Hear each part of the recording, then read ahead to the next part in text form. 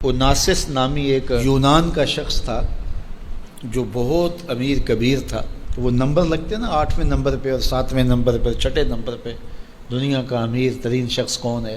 تو کسی زمانے میں وہ ان نمبروں میں تھا. تو اس کی آنکھوں کے یہ پپوٹے کام کرنا چھوڑ گئے. ڈاکٹر سلوشن ٹیپ لگا کے اس کی آنکھ کھول دیتا تھا، سلوشن ٹیپ لگا کے بند کر دیتا تھا اور وہ سو جاتا تھا. پھر وہ کھولتا اور جو ہے وہ اس کو دیکھنا ملتا.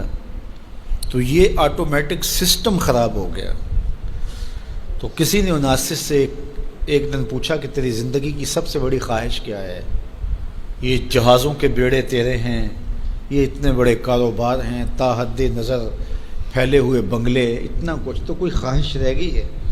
اس نے کہا ہاں ایک میری خواہش رہ گئی ہے. تو سننے والے نے کہا کہ کیا؟ کہا کاش کہ اپنی آنکھیں اپنی مرضی سے کھول سکوں، یہ میری خواہش ہے. تو اس نے کہا کہ اگر اس کے لیے تجھے کوئی پیسے لگانے پڑے تو کتنے کو پیسے لگائے گا؟ کہا ساری دولت لگا دوں گا. کاش کہ اپنی آنکھیں تو اپنی مرضی سے کھول سکوں. تو میرے ان دوستوں میں سے کئیوں کو آج یہ احساس ہوا ہوگا کہ یہ بھی کوئی نعمت ہے، اور جو 24 گھنٹے ہمارے ساتھ ہے.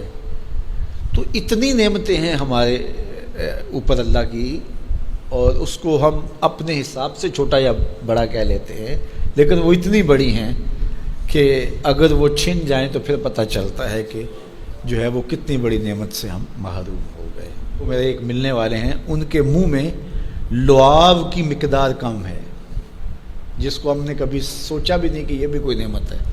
یہ قدرتی گریس ہے جو منہ کو تر رکھتی ہے اور بولنے میں مدد ملتی ہے، اور نظام انہضام کو اس سے بہت زیادہ فائدہ پہنچتا ہے. لیکن ان کا مسئلہ کیا ہے کہ مقدار کم ہے.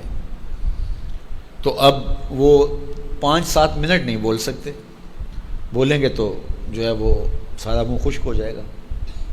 میاں مسئلہ کیا ہے؟ لعاب کم آتا ہے، لعاب کی مقدار تھوڑی ہے. تو کبھی اس کو بھی کسی نے نعمت سمجھا، لیکن یہ کتنی بڑی نعمت ہے.